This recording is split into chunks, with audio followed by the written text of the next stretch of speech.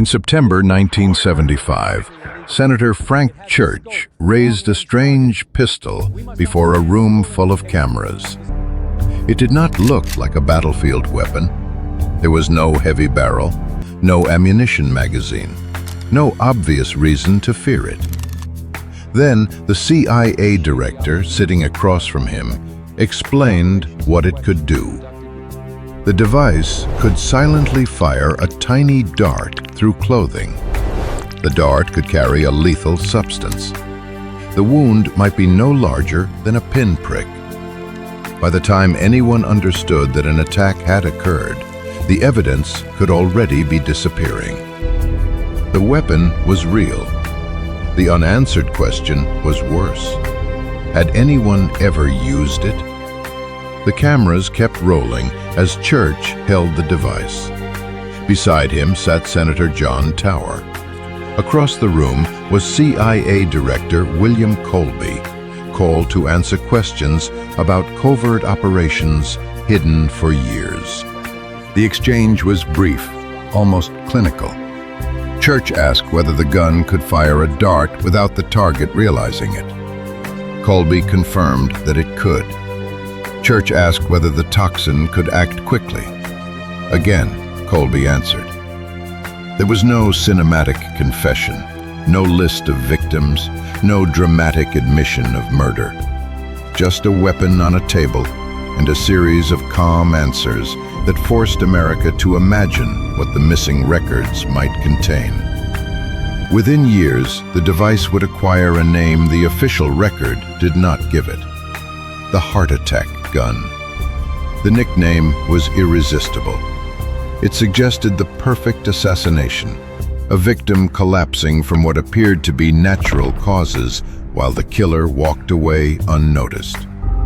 But that legend combines several documented facts with details that remain uncertain. The dart weapon existed. The CIA possessed an extraordinarily potent shellfish toxin.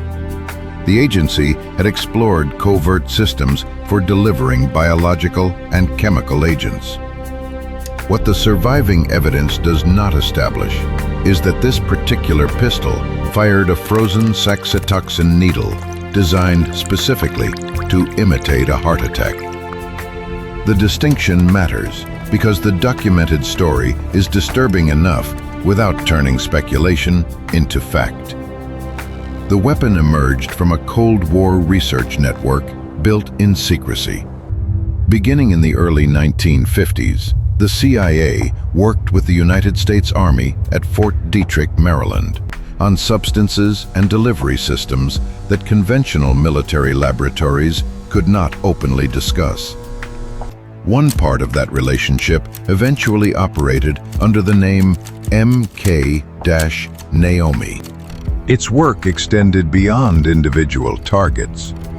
According to later congressional findings, the Army assisted the CIA in developing, testing, and maintaining biological agents and methods for delivering them against humans, animals, and crops. This was not the same program as MK-Ultra, although the projects shared personnel, facilities, and a culture of extreme secrecy. MK-Ultra became infamous for experiments involving drugs, interrogation, behavior, and unwitting human subjects. MK-NAOMI dealt more directly with biological materials, toxins, and the systems needed to store or deploy them. The boundaries between programs were not always clean. Names changed, responsibilities shifted, records were compartmentalized. That administrative fog would later make it difficult for investigators to determine which device belonged to which project, and almost impossible to reconstruct the full operational history. The logic behind the research was brutally simple. A conventional firearm announces that a killing has taken place. It leaves a bullet, damaged tissue, residue, noise, witnesses, and a direction from which the shot was fired.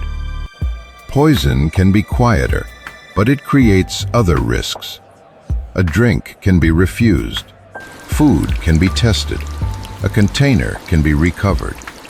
An operative might need direct access to the target.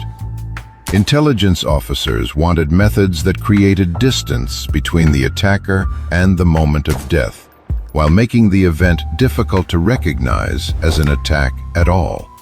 Researchers studied venoms, pathogens, plant compounds, and marine toxins, because evolution had already made them efficient.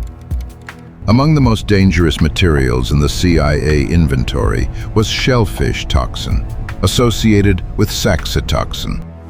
This marine neurotoxin blocks the sodium channels that nerves and muscles need to function. Severe exposure can cause paralysis and respiratory failure, not simply a heart attack.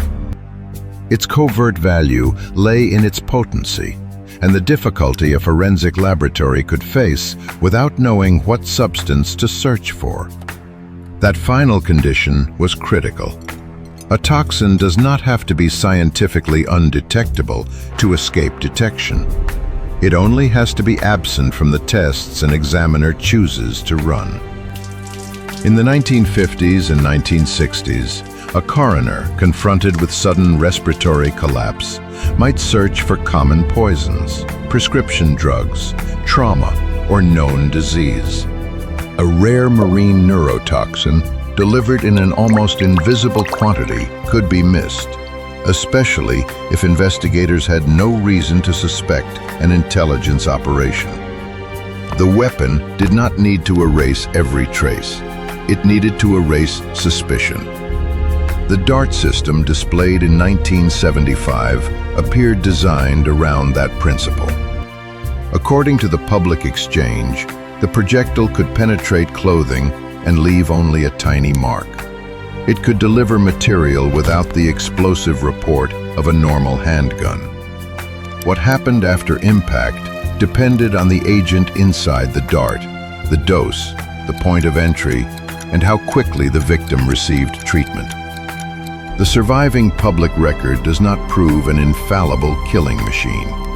It reveals something more plausible, a platform developed to place a potent substance into a human body quietly enough that the attack itself might go unnoticed. For the CIA, silence was not merely tactical, it was political. During the Cold War, the confirmed assassination of a foreign official could destroy alliances, provoke retaliation, or trigger a crisis between nuclear powers. A death attributed to disease created distance. No bullet could be traced. No explosive fragments could identify a manufacturer. No public crime demanded a public response. The target could disappear from history, while the event remained classified as misfortune.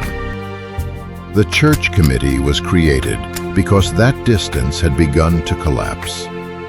Reports of domestic surveillance and CIA plots against foreign leaders had shattered the assumption that intelligence agencies always operated within the boundaries presented to Congress. Investigators began opening files, calling witnesses, and comparing official denials with internal records. What they found was not one isolated abuse, but a system in which highly sensitive capabilities could survive for years with limited outside scrutiny. The shellfish toxin became one of the clearest examples.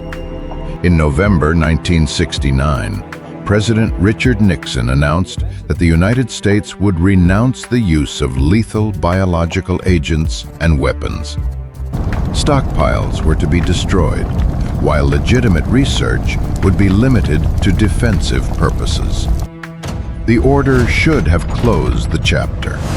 Instead, CIA personnel retained approximately 11 grams of shellfish toxin, along with other toxic materials, rather than surrendering them for destruction. 11 grams sounds insignificant until the substance is considered. It fit inside a small container. It could be hidden in a vault. Yet congressional investigators treated the cache as enough to represent an enormous lethal potential. More important than any theoretical victim count was the chain of command. The material had been preserved in violation of a presidential directive without documented authorization from senior CIA leadership. An elected president had ordered a category of weapons destroyed. People inside the system had quietly decided that one particular capability was too valuable to lose. The reason given for retaining the toxin was that it might have future intelligence value. That explanation exposed the central danger. Once a secret laboratory creates a unique capability, destroying it can feel irresponsible to the people who built it. They imagine the next emergency, the next enemy breakthrough, the next request that cannot yet be predicted. The weapon becomes an insurance policy. Oversight becomes an obstacle, and an illegal stockpile becomes, in their own minds, a precaution. By the time investigators discovered the cache, the toxin had survived changes in presidents, directors, and official policy. Its continued existence did not prove that it had been used. It proved that the institution had been unwilling to eliminate the option. That difference is the line between documented history and accusation. And it is also where the real suspense begins. The missing records made that line harder to see. In 1973, outgoing CIA Director Richard Helms authorized the destruction of MK-Ultra files. The order eliminated much of the paper trail for a vast network of sensitive projects involving drugs and behavioral research. Some financial records survived only because they had been stored elsewhere and escaped the destruction process. Although MK-Ultra and MK-NAOMI were distinct, the loss of overlapping records weakened the ability of later investigators to reconstruct the broader world of CIA toxin and delivery research. This is where the mythology of the heart attack gun grew. The public had seen the pistol. It had heard testimony about silent darts and lethal agents. It learned that shellfish toxin had been secretly preserved. It also learned that major collections of related records had been destroyed. The empty spaces connected themselves. A frozen dart entered the story. A guaranteed cardiac death followed. Then came claims that the weapon left absolutely no forensic trace. Each retelling made the device more precise, more invisible, and more certain than the surviving evidence allows. But removing the exaggerations does not make the story safer. It makes it more disturbing. The real horror is not a magical pistol that always produces a perfect heart attack. It is a government program experimenting with ways to deliver lethal biological material covertly, protected by classification and fragmented oversight. It is a toxin cache kept after the president ordered its destruction. It is a congressional hearing in which the most frightening object in the room required almost no imagination at all. Picture the moment again. Church raises the weapon. Colby explains its features. Senators who have spent months examining assassination plots now confront a device built for silence. Somewhere behind the exchange are laboratories, technicians, test results, storage records, and operational discussions that the public may never see. The gun is only the visible fragment. The system that produced it remains mostly outside the frame. And there is one question the hearing could not answer. Was the device ever used against a human target? no surviving public record conclusively proves that it was. There is no verified victim list tied to the pistol, no complete operational log, and no forensic case that closes the gap. Claims that every unexplained death or sudden collapse was caused by this weapon are speculation, not history. Yet the absence of proof cannot restore what was destroyed. The responsible conclusion is not that the weapon certainly killed someone. It is that the United States developed the capability, preserved at least one relevant toxin in secret, and left behind an incomplete record of what followed. The Church Committee reforms increased congressional oversight and imposed new scrutiny on intelligence operations. The toxin cache was destroyed. Programs were terminated or renamed.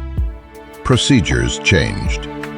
But scientific knowledge cannot be burned as easily as paper. Once engineers demonstrate that a small projectile can quietly deliver a powerful agent, the concept survives in training, memory, and technical literature. That does not prove a modern successor exists. It explains why the image of Church holding that pistol has never lost its power. Half a century later, the weapon still forces an uncomfortable choice. Which possibility is more frightening? That it was built and never used, meaning enormous resources were spent preserving an assassination capability for a future emergency?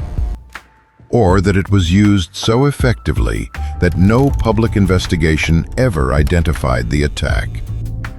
The records can confirm the program, the toxin, the hidden cache, the delivery research, and the weapon displayed before Congress. Beyond that point, the archive falls silent. Do you believe the missing evidence reflects a capability that remained experimental, or an operation that succeeded without leaving a case file?